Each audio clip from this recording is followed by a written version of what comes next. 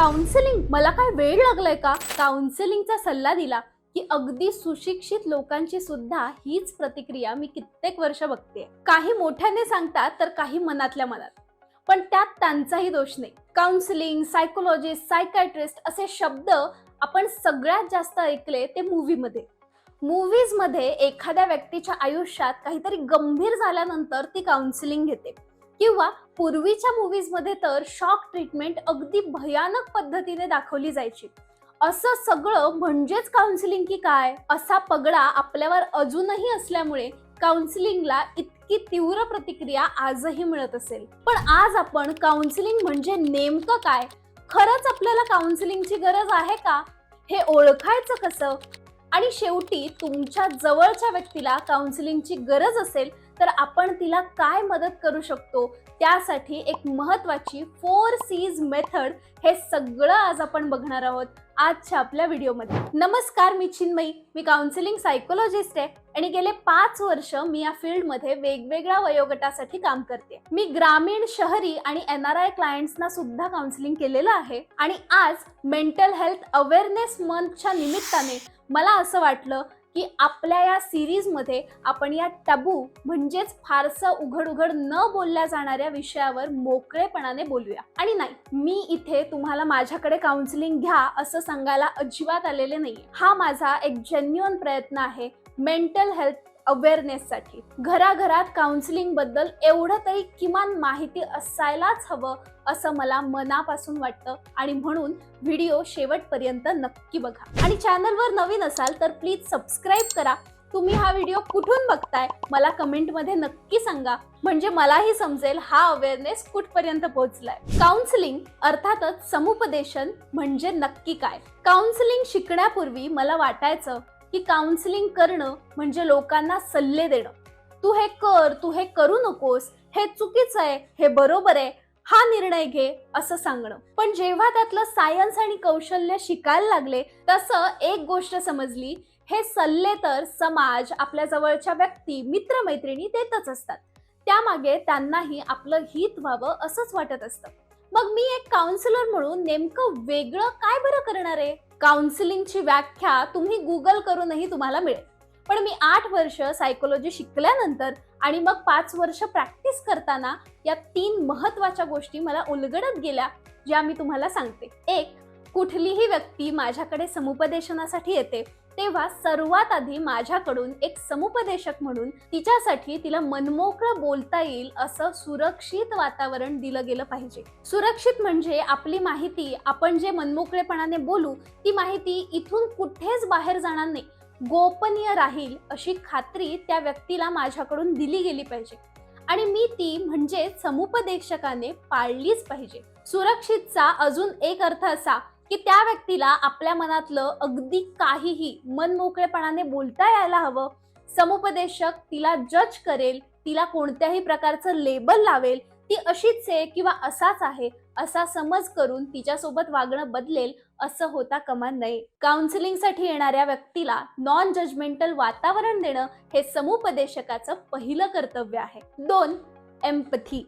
मराठीमध्ये याला अतिशय सुरेख असे 2 शब्द आहेत, तदनुभूती आणि परानुभूती. म्हणजे समोरच्या व्यक्तीच्या ठिकाणी स्वतःला ठेवून तिचं दुःख, काळजी, चिंता, आनंद, थोडक्यात भावना विश्व जाणून घेणं, फील करणं. पण त्यातच वाहवत न जाता पुन्हा समुपदेशकाच्या भूमिकेत येणं. त्या व्यक्तीला शब्द, हातवारे, एक्सप्रेशन्स, बॉडी लँग्वेज यामधून पोहोचवणं की हो, मी तुझ्या भावना समजू शकते, आय एम विथ यू, मी या सगळ्यामध्ये तुझ्या सोबत आहे, म्हणजेच परानुभूती किंवा एम्पथी. 3, मगाशी मी सांगितल्याप्रमाणे समुपदेशक चूक, बरोबर, योग्य, अयोग्य असे नैतिक सल्ले देत नाही. त्याऐवजी समुपदेशनासाठी येणारी व्यक्ती तिला आपण पेशंट किंवा रुग्ण म्हणत नाही बरं का, तर क्लायंट किंवा लाभार्थी असं म्हणतो. तर या लाभार्थीने स्वतःच्या समस्या स्वतः सोडवाव्यात यासाठी काउन्सिलिंग असतं. त्यासाठी कुठलंही औषध किंवा गोळ्या काउन्सिलर देत नाही. काउन्सिलिंग ही एक संवादाची प्रक्रिया आहे. ज्या समस्येत तुम्ही अडकला असाल त्यामधून बाहेर पडण्यासाठी या प्रक्रियेत समुपदेशक आणि लाभार्थी मिळून वेगवेगळे मार्ग शोधतात। जो मार्ग निवडला जाईल त्याचे परिणाम, तयारी या सर्वाचा विचार करून निर्णय घेतला जातो। तो निर्णय मात्र संपूर्ण लाभार्थी म्हणजे क्लायंटचाच असतो।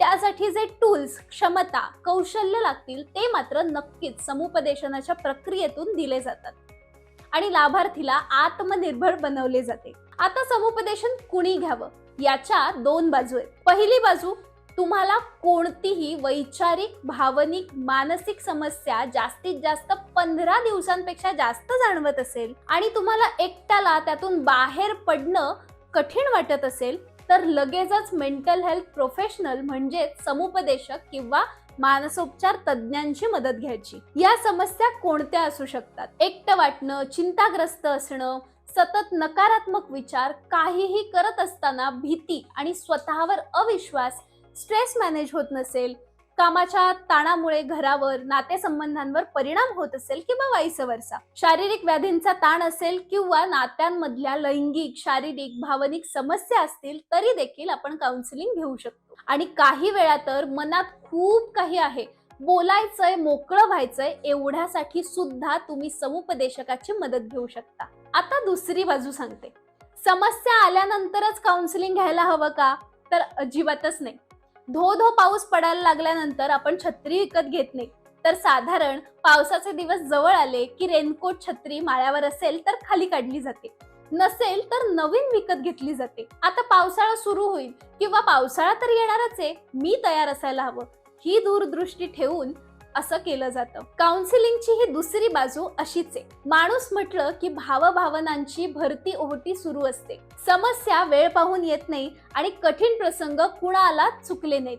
म्हणूनच आपली प्रसंगांना तोंड देण्याची क्षमता वाढवण्यासाठी, निर्णय क्षमता अधिक चांगली करण्यासाठी, योग्य करिअर निवडण्यासाठी, कॉन्फिडन्स वाढवण्यासाठी, स्वतःला समजून घेण्यासाठी, लग्नानंतर किंवा लग्नाआधी सुद्धा नात्यांमध्ये प्रॉब्लेम्स नसले तरीही नातेसंबंध अधिक खुलवण्यासाठी, भक्कम करण्यासाठी, वर्क लाईफ बॅलन्ससाठी, अशा वेगवेगळ्या गोष्टींसाठी आपण काउन्सिलिंग घेऊ शकतो। आणि त्यात लाज वाटावी असं काहीच नाही, उलट पर्सनॅलिटी डेव्हलपमेंटच्या दृष्टिकोनातून ते आवश्यकच आहे। आणि एक सांगू का, आम्हा काउन्सिलर्सना काउन्सिलिंग घ्यावंच लागतं, कारण आम्ही दिवसभर वेगवेगळ्या लोकांच्या भावना, विचार, वागणं समजून घेत असतो, ते प्रोसेस करत असतो। शेवटी कितीही ट्रेंड आणि स्किल्ड असलो तरी सुद्धा आम्हीही माणसंच आहोत, आम्हालाही त्रास होऊ शकतो। समुपदेशकाच्या भावना हेल्दी राहिल्या तरच समुपदेशक इतरांना मदत करू शकतो। म्हणजे तुम्हाला समजलंच असेल की मेंटली हेल्दी राहायला आणि स्वतःची ग्रोथ करायला काउन्सिलिंग उपयोगीच ठरतं। इतरांना मदत करण्यावरून आठवलं, आपल्या आजूबाजूला असे बरेच लोक असतात ज्यांना काउन्सिलिंगची गरज असते। त्यांना हा व्हिडिओ तर पाठवाच, पण त्यांच्यासाठी तुम्ही काय करू शकता यासाठी 4 C's लक्षात ठेवा। पहिला C, कनेक्ट। माणूस मानसिकरित्या कमकुवत होतो तेव्हा त्याला जेन्युइन ह्युमन कनेक्शनची गरज असते। अशा व्यक्तीला मी तुझ्या सोबत आहे, माझ्याकडे तुझं मन तू मोकळं करू शकतोस असं सांगू शकता। त्या व्यक्तीसाठी त्यावेळी तुमचा तो आधार फार महत्त्वाचा ठरू शकतो। दुसरा C, काउंट। तू माझ्यासाठी महत्त्वाचा आहेस ही भावना शक्य असेल तर तुम्ही स्वतः नाही तर त्यांच्या नातेवाईकांच्या माध्यमातून त्या व्यक्तीपर्यंत पोहोचवू शकता। तिसरा C, कॅपॅबिलिटी। तू सक्षम आहेस, तू नक्कीच यातून बाहेर पडू शकशील अशी भावना त्या व्यक्तीच्या मनात निर्माण करणं। आणि चौथा C, करेज। हे दिवसही निघून जातील, तू लढशील, प्रगतीच्या दिशेने जाशील, स्वतःवर विश्वास ठेव, तू पुन्हा उभा राहशील असं करेज म्हणजेच धैर्य तुम्ही देऊ शकता। म्हणूनच कनेक्ट, काउंट, कॅपॅबिलिटी आणि करेज ह्या 4 C's ना वापरायला सुरुवात करा। आणि अभिनंदन, आता तुमचे काउन्सिलिंग बद्दलचे गैरसमज नक्कीच दूर झाले असतील। ही माहिती तुम्ही स्वतःसाठी आणि इतरांसाठी आणि अर्थातच समाजासाठी सुद्धा वापरू शकता। मदत लागेल तिथे प्रोफेशनल सर्टिफाईड काउन्सिलरची आणि सायकोलॉजिस्टची नक्की मदत घ्या। अजूनही काही प्रश्न असतील तर जरूर विचारा, मी नक्की उत्तर देईन। व्हिडिओ आवडला असेल तर लाईक केल्याशिवाय जाऊ नका। भेटू पुढच्या शुक्रवारी, तोपर्यंत हा व्हिडिओ नक्की बघा। स्वतःची आणि घरच्यांची काळजी घ्या। धन्यवाद।